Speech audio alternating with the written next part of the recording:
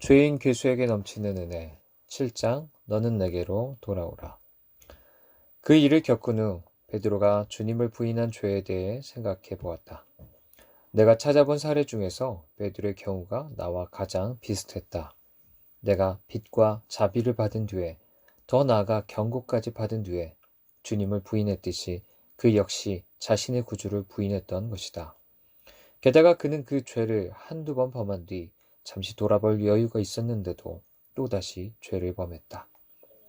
이 모든 상황을 종합해 보더라도 베드로는 주님을 부정했을 뿐이지만 나는 내 구주를 팔아넘기는 죄를 범했다는 생각이 또다시 나를 짓눌렀다. 따라서 나는 다윗이나 베드로보다 차라리 가룟 유다에 가깝다고 생각했다. 생각이 여기까지 미치자 속에서 고통이 일어 나를 괴롭혔다. 하나님께서 다른 사람들은 다 지켜주셨는데 나만 올무에 걸렸다고 생각하자 영혼이 산산이 부서지는 느낌이 들었다. 다른 사람들의 죄를 살펴보고 그들과 나를 비교해보니 하나님께서 분명히 그들의 악한 죄는 참으시고 보호하셨지만 나는 멸망의 자식이 되도록 그냥 버리셨다는 것을 알았다. 이때만큼 하나님께서 자기 백성을 보호하시는 일이 커 보였던 적이 없다. 하나님이 울타리 안에 넣어주신 자들이 얼마나 안전하게 이 세상을 살고 있는지를 보았다. 그들은 하나님의 보살핌과 보호와 특별한 섭리 안에 있었다. 본질상 그들 역시 나와 다를 바 없이 악했지만 하나님께서 그들을 사랑하셔서 그들은 자비의 범죄에서 벗어나는 법이 없었다. 그러나 나는 이미 끝난 것과 다름없었다. 하나님은 나를 보호하거나 지켜주지 않으셨다. 나는 버림받은 자이기 때문에 내 행위대로 넘어지도록 방치하셨다. 하나님이 자기 백성을 지키는 일에 관해서 말하는 성경의 복된 말씀이 내 앞에 태양처럼 찬란하게 빛났으나 나는 거기에서 위로를 받지 못했다. 다만 주께서 복 주신 자들의 복된 상태와 유업을 뚜렷이 확인할 뿐이었다. 이제 나는 하나님께서 친히 선택한 자들을 모든 섭리로 보호하시듯 그들이 죄를 지을 수 있는 모든 유혹에 친히 개입하시어 그들을 악으로 내몰지 않으시고 오히려 유혹과 시련이 그들의 유익이 되게 만드신다는 사실을 알았다. 또 그들을 잠시 유혹과 시련에 방치하시는 목적도 그들을 멸하시려는 것이 아니라 오히려 겸손케 하시려는 것이고 그들을 영영 쫓아내시려는 것이 아니라 하나님의 자비를 새롭게 맛보라는 것임을 알게 되었다. 하나님이 자기 백성을 그토록 엄하고 두렵게 대하시는 이면에 얼마나 큰 사랑과 배려와 인애와 자비가 흐르는지를 확실히 깨달았다. 하나님의 다윗, 히스기야, 솔로몬, 베드로 같은 자신의 백성들이 넘어질 때 그냥 놔두셨으나 그들이 사함받지 못할 죄를 짓거나 죄 때문에 지옥에 떨어지는 것을 방치하지는 않으셨다. 하나님께서 그들을 얼마나 극진히 사랑하셨는가. 비록 그들을 징계하실지라도 친히 안전하게 보호하시고 그들로 전능자의 날개 그늘 아래 거하도록 하신 것이다. 그러나 이런 생각에 내게 슬픔과 좌절과 공포를 더했다. 하나님이 자기 백성을 어떻게 각별히 보호하시는가를 살피는 것은 너무 견디기 어려운 일이었다. 내가 이 지경으로 전락한 것을 생각하니 가슴이 몹시 아렸다.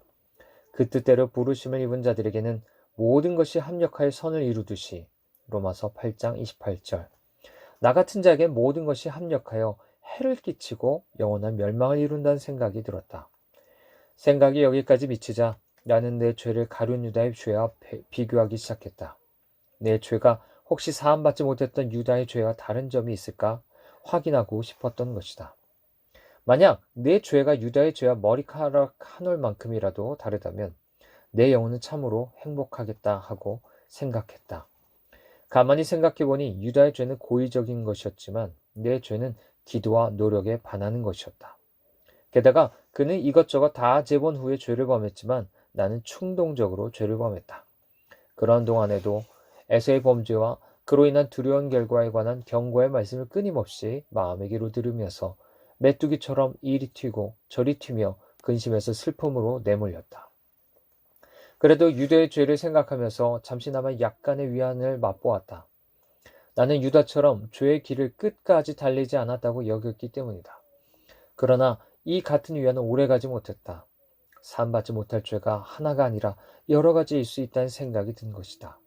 더욱이 다른 죄와 마찬가지로 그 죄에도 등급이 있거나 결코 묵인할 수 없는 죄일지도 모른다는 생각이 들었다.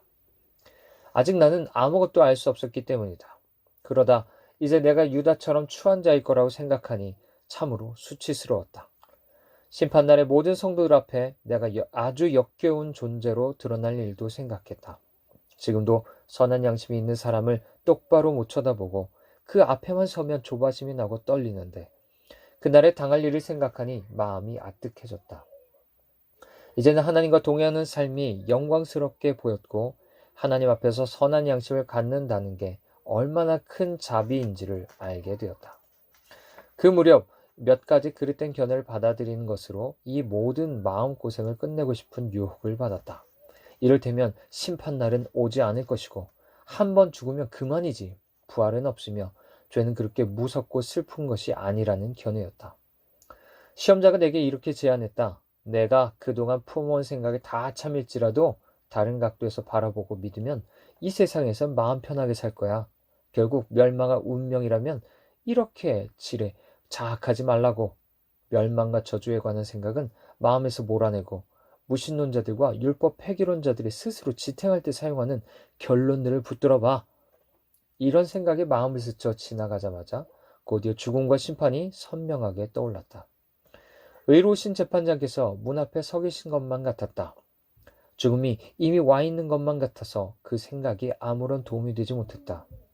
그러나 사탄이 영혼을 그리스도에게서 떼어놓기 위해서라면 무엇이든 이용한다는 것을 안다. 사탄은 영혼이 헛된 꿈에서 깨어나 진리를 깨닫는 것을 좋아하지 않는다. 방심과 맹목과 어둠과 오류가 그 악한 자의 왕국이 거처이다. 하나님께 기도하는 일도 보통 어려운 일이 아니었다. 절망이 나를 삼키고 있었고 거센 풍랑이 나를 하나님에게서 멀리 내모는 것만 같았다. 하나님께 자비를 구할 때면 어김없이 이런 생각이 요동쳤다. 너무 늦었어. 나는 멸망할 거야. 하나님께서 나를 넘어지도록 내버려 두신 이유는 죄를 바로잡아 회복시키고자 하심이 아니라 정죄하시려는 거야. 내 죄는 사함받을 수 없어. 에서가 장자의 권리를 팔아넘긴 뒤에 복을 받으려고 했지만 끝내 거정을 당한 것을 잘 알잖아. 나는 우연히 프란시스 스피라라는 비참한 사람에 대한 무서운 책을 읽게 되었다. 그 책은 괴로움에 시달리던 내 영혼의 새로 난 상처를 소금으로 문지르는 듯한 극한 고통이 빠뜨렸다. 그 책의 문장 하나하나, 그의 신음 하나하나, 그가 절망 가운데 드러낸 행동들, 이를테면 눈물을 흘리고 기도를 하고 이를 갈고 손을 비틀고 자신을 짓누르는 하나님의 강한 손 밑에서 몸부림치다가 기진하에 쇠잔해가는 그의 모습이 내 영혼이 비수처럼 바뀌었다. 그 책에서 특히 다음 문장이 너무나 무서웠다. 인간은 죄를 지을 때 알고 짓기 시작하지만 그로 인한 결과들을 누가 막으랴. 그러고는 앞서 인용한 구절이 모든 생각의 결론으로 치달아 뜨거운 벼락처럼 내 영혼이 다시 떨어졌다. 너희 아는 바와 같이 저가 그 후에 축복을 기업으로 받으려고 눈물을 흘리며 구하되 버린 바가 되어 회개할 기회를 얻지 못하였느니라. 그 후로 심한 공부에 휩싸이곤 했는데 때로는 며칠을 계속해서 그 두렵고 사함받지 못할 죄를 범한 자들에게 임할 하나님의 무서운 심판을 생각하면서 정신뿐 아니라 육체까지도 덜덜 떨곤 했다. 공포에 질려 자주 소화불량과 체증에 시달렸으며 때론 가슴뼈가 쪼개지는 듯한 통증을 느꼈다. 유다가 곤두박질하여 배가 터져 창자가 흘러나온 일도 떠올랐다. 사도행전 1장 18절. 끊임없는 공포와 전율이 동생 아벨의 피를 흘린 죄에 대해서 하나님께서 가인에게 무거운 죄책감과 함께 부과하신 형벌의 징표였던 것을 생각하고 나서 몹시 두려웠다. 나는 무거운 짐에 짓눌려 몸부림치며 떨었는데 짐이 워낙 무거워서 서 있을 수도 걸을 수도 없었다. 또 누워서 쉬거나 조용히 있지도 못했다. 그런 중에도 떠오르는 말씀이 있었다. 시편 68편 18절. 주께서 높은 곳으로 오르시며 사로운 잡은 자를 끌고 선물을 인간에게서 또는 패역자 중에서 받으시니. 이 말씀을 기억하니 이런 생각이 들었다. 패역자들이라면 한때 자기들의 왕에게 충성을 맹세하고 그를 섬기다가 그에게 반란을 일으킨 자들이다. 그런데 내 상황이 바로 그랬다. 나는 바로 한때 주님을 사랑하고 경외하고 섬겼다. 하지만 이제는 반역자다. 나는 주님을 팔아먹었다. 그렇게 원하시면 가시라고 하자라고 말했다. 그런데 주님이 반역자들에게 선물을 주셨다는 것인가? 그렇다면 내게는 왜 주시지 않지? 가끔 이런 생각을 하면서 작은 위안이라도 얻을 요량으로 그 답을 애써 찾아보았다. 하지만 끝까지 답을 찾을 만한 의욕이 없었던 까닭에 죄책감과 공포에 떠밀려 결국 그 문제를 잊어버리고 말았다. 나는 어디든 슬며시 들어가 숨을 수도 있었으나 그렇게 하지 못하고 바로 그곳에서 사형을 당하게 된 사람과 같았다. 나는 다시 성도들 각각의 죄를 살펴보고 나의 죄를 살펴보고 나의 죄가 그들을 훨씬 넘어선다는 것을 사실을 안 뒤에 이렇게 생각하기로 했다. 그들의 죄를 모두 합한 뒤 나 한 사람의 죄와 비교해보면 거기서 위로를 얻을 수 있지 않을까? 만약 내 죄가 그들 각각의 죄보다 크더라도 그들의 죄를 다 합한 것과 비슷하면 그래도 소망이 있는 셈이다. 그리스도의 보혈이 그들 모두의 죄를 씻기에 충분했을 텐데 나 하나만 놓고 볼 때는 아주 크지만 다른 사람들의 죄를 다 합한 것보다는 작은 내 죄도 넉넉히 씻어줄 수 있기 때문이다. 또한 다윗, 솔로몬, 므낫세, 베드로 같은 사람들이 범한 큰 죄들을 생각하면서 여러 가지 정황들을 공정하게 평가하여 그들의 죄가 일반적으로 알려진 것보다 더 컸음을 부각시키려고 노력했다. 다윗은 자신의 간음을 은폐하기 위해서 사람을 죽게 했으며 암몬 자손의 어린아이들을 칼로 죽였다. 그것은 사전에 계획하지 않았다면 할 수 없는 일이었기 때문에 그의 죄가 생각보다 크다고 간주할 수 있는 대목이었다. 하지만 그렇게 하고 나니까 다시 생각의 화살이 나 자신에게 겨눠졌다. 그러나 이들이 지은 죄는 모두 율법에 대한 범죄한 것이고 이들을 구원하기 위해서 예수님이 이 땅에 오셨다. 그러나 너희 죄는 구주에 대해서 지은 것인데 그럼 누가 너를 그 죄에서 구원해 준다는 말인가? 그 순간 솔로몬이 생각났다. 그는 이방 여인들을 사랑하여 그들의 우상 숭배를 하고 그들의 신전을 건축하는 행위에 빠졌는데 그가 하나님의 큰 자비로 빚을 받은 뒤인 노년의 일이었다. 그러나 앞에서 더 이상 생각하지 못하도록 가로막았던 결론이 이번에도 내 생각을 가로막았다. 솔로몬의 그 모든 행위는 율법에 대해서 지은 죄로 그 죄에 대해서 하나님께서 이미 치유책을 제공하셨지만 난 내 구주를 팔아먹었으니 더 이상 사죄를 위해 드릴 제사가 남아있지 않다는 결론이었다. 그래서 그들의 죄에 므낫세의 죄를 더해보았다. 므낫세는 여호와의 전에 우상의 제단들을 세웠고 일월성신 관측하여 운세를 예측했고 점을 쳤고 마술사들과 거래했고 그 자신이 마술을 행했다. 또 그 자기 자식들을 불 가운데로 지나게 하여 귀신들에게 바쳤으며 예루살렘 거리에 무고한 자들의 피가 흐르게 만들었다. 이런 것들은 사람들이 피를 많이 흘린 큰 죄였다. 하지만 결국에는 내게 화살이 겨눠졌다. 그 죄들 가운데 너의 죄와 성격이 같은 것은 하나도 없어. 너는 예수님을 떠나지 않았어? 너는 내 구주를 팔아먹은 자야. 이 한 가지 생각이 매번 내 마음을 짓밟았다. 내 죄는 나의 구주를 정면으로 공격한 것이었고 나는 거만하게도 그분이 가기를 바라신다면 가시도록 하지 라고 속으로 생각했던 것이다. 이 죄야말로 한 지역, 한 나라 혹은 온 세상의 죄를 다 합한 것보다 크다는 생각이 들었다. 사함받을 수 없는 어떤 한 가지 죄든 아니면 그런 죄들을 다 합쳐 놓은 것이든 나의 죄와 같을 수 없었다. 내 죄는 다른 모든 죄를 능가했다. 무서운 재판관의 얼굴을 똑바로 쳐다보지 못하는 것처럼 하나님에게서 내 마음이 도망치는 것을 느꼈다. 그조차도 내게는 여간 고통스러운 일이 아니었으며 결국 하나님의 손에서 벗어날 수는 없었다. 히브리서 10장 31절 살아계신 하나님의 손에 빠져 들어가는 것이 무서울진저. 그러나 하나님의 은혜는 내 생각보다 훨씬 높고 커서 이렇게 황급히 달아난 순간에도 말씀이 나를 뒤따라오는 것만 같았다. 이사야 44장 22절 내가 내 허물을 빽빽한 구름에 사라짐같이 내 죄를 안개에 사라짐같이 도말하였으니 너는 내게로 돌아오라. 내가 너를 구속하였음이니라. 내가 하나님의 낯을 피해 도망칠 때마다 이 말씀이 떠올랐다. 나는 그분의 낯을 피해 도망쳤다. 너무 높고 두려운 분이라서 감당하지 못하고 마음과 정신으로 그분을 등진 것이다. 그럴 때마다 너는 내게로 돌아와라. 구절이 내 마음속에 소리치곤 했다. 아주 큰 소리로 너는 내게로 돌아오라. 내가 너를 구속하였음이니이다. 라고 외쳤다.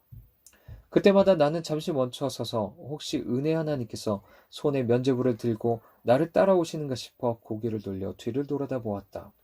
하지만 돌아봐도 아무도 없었다. 그러면 내 마음은 늘 그렇듯 다시 그 말씀이 생각나서 빽빽한 구름이 끼면서 캄캄해졌다. 히브리서 12장 17절. 너희 아는 바와 같이 저가 그 후에 축복을 기업으로 받으려고 눈물을 흘리며 구하되 버림바가 되어 회개할 기회를 얻지 못하였느니라. 그러므로 나는 멈출 수가 없었다. 다시 젠걸음으로 도망쳤다. 하지만 이따금 뒤에서 나를 쫓아오듯이 돌아오라, 돌아오라 하고 외치는 소리가 들렸다.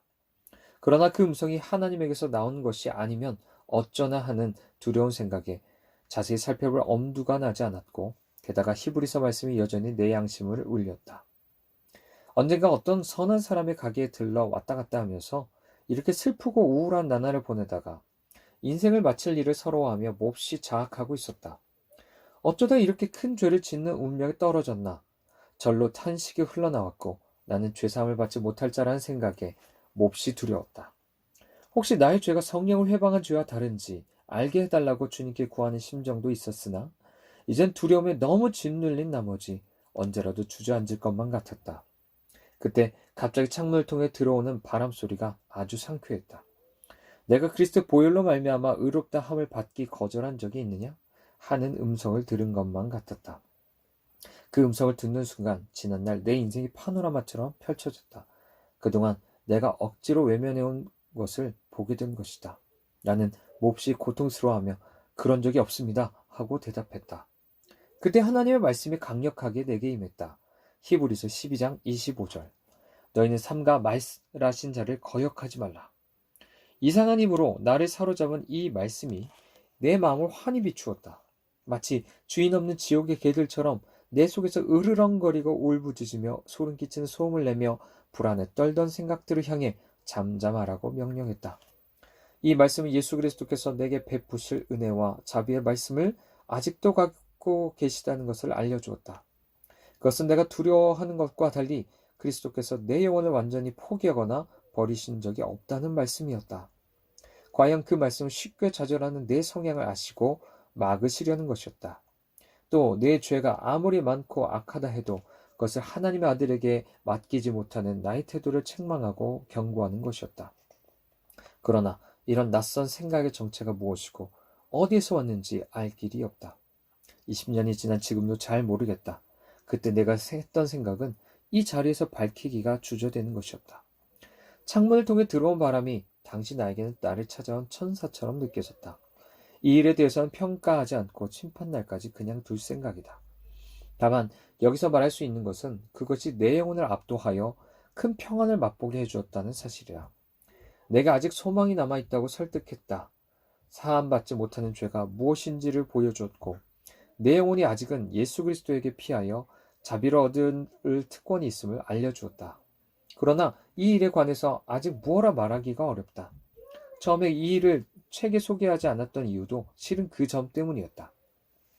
이제 나는 이 일에 대한 평가를 건실한 식견을 지닌 분들에게 맡기고자 한다. 그리고 내가 구원받은 것은 이 일 때문이 아니라 오래전부터 약속된 주 예수님 때문임을 밝혀둔다.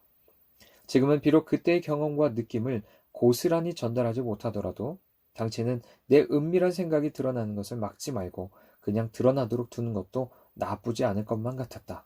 그 영향이 사나흘 지속되었다. 하지만 나는 다시 불신과 좌절로 빠져들기 시작했다. 내 인생은 여전히 어디로 가야 될지 모르고 의심 가운데 내 앞에 걸렸었다. 내가 확실히 한 사실은 내 영혼이 하나님의 은혜를 사모하고 있다는 것과 기도와 간구로 은혜 발 앞에 나를 내던지기까지 한다는 것이었다. 하지만 얼마 전까지도 그리스도께 사악한 죄를 범했는데 이제 와서 그분 앞에 나아가 자비를 구한다는 게 겸연쩍었다. 그렇게 큰 죄를 지어놓고 그분의 얼굴을 뵙는다는 것과 실컷 떠났다가 기도로 하나님 앞에 나아간다는 게 쉽지 않았다. 짧은 순간을 빼고는 아주 경시했던 자비를 구하려고 주님께 기도하자니 너무 부끄러웠다. 내가 지은 악행이 컸던 탓에 이렇게 하는 것이 부끄럽고 당황스럽기까지 했다. 그러나 내 앞에 놓인 것은 외길 뿐이었다. 겸손한 마음으로 나아가 이 죄 많고 비참한 영혼에게 큰 자비를 베풀어 달라고 구하는 길밖에 없었다. 시험자는 내 마음을 읽더니 다음과 같은 제안을 했다. 넌 하나님 앞에 기도해봐야 소용없어. 기도는 너에게 전혀 해당되지 않는다고. 게다가 조금도 도움을 얻지 못할걸? 왜냐면 넌 중보자를 배척했잖아. 중보자는 모든 사람들의 기도를 받아 성부 하나님께로 드리는 자로서 그를 통하지 않고선 어떤 기도도 하나님 앞에 상달될 수 없어. 그러므로 내가 기도해봐야 죄를 더 쌓는 일밖에 되지 않아. 하나님이 너를 버리신 사실을 알면서 기도한다면 그분을 더욱 진노케 하고 거스리는 것일 뿐이야. 하나님 너 때문에 이미 몇 년을 시달리셨어. 너는 그분의 백성이 아니기 때문이지.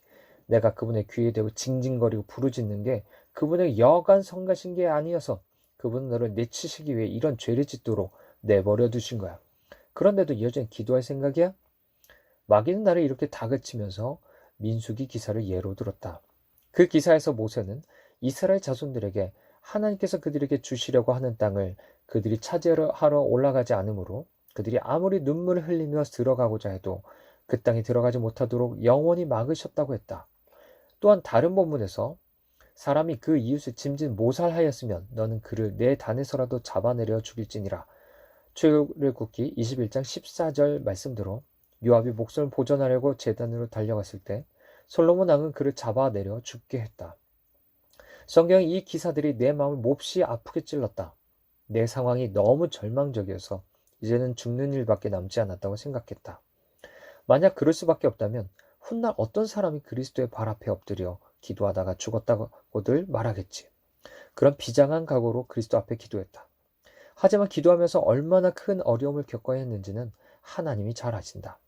기도하는 동안 에서에 관한 말씀이 다시 마음에 떠올랐던 것이다. 그 말씀은 내가 생명나무 과실을 따먹고 영생을 얻을까봐 마치 화영검처럼 생명나무로 가는 길을 가로막았다. 기도로 하나님 앞에 나아가는 일이 이토록 힘들었던 것을 누구도 이해하지 못할 것이다. 어렵게 기도하면서 하나님의 백성들이 나를 위해 기도해주면 좋겠다는 생각이 들었으나 하나님께서 그들의 기도를 외면하실까봐 두려웠다. 실제로 하나님의 백성 몇 사람이 전에 하나님께서 이스라엘 백성에 관해서 선지자에게 하셨던 말씀을 잠깐 들려준 것이 생각나 두려워 떨었다. 예레미야 11장 14절 그러므로 너는 이 백성을 위하여 기도하지 말라. 내가 그들을 듣지 아니하리라. 이 말씀이 내가 그를 버렸으니 그를 위해서 기도하지 말라라는 음성으로 다가왔다. 내게 그 말씀을 들려준 사람들에게 하나님께서 이미 그런 사실을 알게 해주셨는데 다만 그들이 조심스러워 내게 말하지 않은 거라는 생각이 들었다. 나 또한 그들에게 사실 확인을 할 엄두가 나지 않았다. 혹시라도 그렇다고 대답하면 나는 정말 나락으로 떨어지는 것이었다. 스피라의 말이 다시 생각났다. 인간은 죄를 지을 때 알고 짓지만 그로 인한 결과들을 누가 막으랴. 그 무렵 성숙하고 지혜로운 그리스도인에게 내 심경을 다 털어놓았다. 내가 성령을 해방하는 죄를 범했을까봐 두렵다고 했더니 그는 자기 생각도 같다고 대답했다. 차가운 위로밖에 받지 못한 셈이었다. 그런데 대화를 더 나누다 보니 그가 비록 선한 사람이긴 하지만 마귀와 벌인 치열한 싸움에 관해서는 문외한이라는 사실을 알았다. 그래서 나는 다시 하나님 앞에 나아가 간절히 자비를 구했다. 하지만 이번에도 시험자가 어김없이 나타나 나의 비참함을 조롱했다. 주 예수와 결별하고 내 영혼과 지옥의 사르는 불 사이에 서 계신 그분을 그토록 분노케 했으니 이제 죽지 않으려면 한 가지 길밖에 없다고 했다. 성부 하나님께 성자와 나 사이의 중보자가 되어달라고 빌어보라는 것이었다. 그렇게 해서 성자와 다시 화목하게 되면 그분 안에서 성도들이 누리는 복된 유익을 누리게 될 수도 있을 것이라고 했다.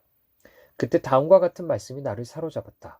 욥기 23장 14절 그는 뜻이 일정하시니 누가 능히 돌이킬까? 이 말씀을 생각해보니 시험자가 제안한 대로 기도하는 것보다 차라리 하나님을 설득하여 새로운 언약을 맺으시게 하거나 새로운 성경을 하나 더 만드시게 하는 편이 더 쉬울 거라는 생각이 들었다. 시험자의 제안대로 기도한다는 것은 하나님이 하셨던 일에 문제가 있으니 고치시라고 노골적으로 말하자면 구원 방식 자체를 전면 수정하라고 요구하는 것과 다름없었다. 그때 다시 떠오른 말씀이 내 마음을 갈기갈기 찢었다. 사도행전 4장 12절 다른 이로서는 구원을 얻을 수 없나니 천하 인간의 구원을 얻을 만한 다른 이름을 우리에게 주신 일이 없음이니라. 가장 자유롭고 충만하고 은혜로운 복음의 말씀이 내게는 오히려 가장 큰 고통이었다. 그렇다. 예수 그리스도에 관한 생각만큼 나를 고통스럽게 하는 것이 없었다. 이미 구주를 버린 상태여서 그분을 기억할 때마다 내 죄의 극악함과 그 죄로 인한 상실이 생생하게 떠올랐다. 이처럼 내 양심을 아프게 찌른 것도 없었다. 주 예수와 그분의 은혜, 사랑, 경건, 자비, 온유, 관용, 죽음, 보혈, 약속, 복된 권면, 위로, 위안이 내 영혼에는 마치 날선 칼과 같았다. 주 예수를 생각할 때마다 이런 생각이 떠올랐다. 그래, 바로 이렇게 사랑이 많으신 구주이시고 하나님의 아들이신 예수님을 내가 떠난 거고 그분을 경시하고 경멸하고 욕보인 거야. 바로 이분이 자신의 보혈로 죄인들의 죄를 씻기시는 유일한 구주인데 이제 너는 예수님과 아무런 상관이 없잖아. 너는 그분을 밀어냈어. 만약 그분이 원하신다면 떠나시도록 하자 하고 생각했기 때문에 너는 그분에게서 단절됐어. 내가 단절을 자초한 것이니 아무리 그분의 선하심을 생각해도 너와는 아무런 상관이 없어. 이런 생각에 덜컥 겁이 났다. 아, 도대체 내가 어떤 분을 잃은 것인가? 어떤 분과 결별한 것인가? 이 불쌍한 영혼이여. 하나님의 은혜와 자비에 의해 멸망당하고 어린 양과 구주이신 분을 사자와 멸망자로 맞이할 수밖에 없다는 게 얼마나 비참한 일인가. 나는 크게 한탄했다. 하나님의 성도들, 특히 하나님을 극진히 사랑하고 이 세상에서 그분과 끊임없이 동행하는 사람들을 볼 때에도 두려워 떨었다. 그들은 말과 행동에서 자신들의 소중한 구주에 대한 각별한 애정을 보였다. 그들이 하나님께 죄짓기를 두려워하는 모습이 내 영혼의 죄책감을 일으키고 끊임없는 고통과 수치를 주었던 것이다. 하나님을 떠난 사울이 하나님의 사람 사무엘을 두려워했던 것처럼 나는 그들을 대하기가 두려웠다.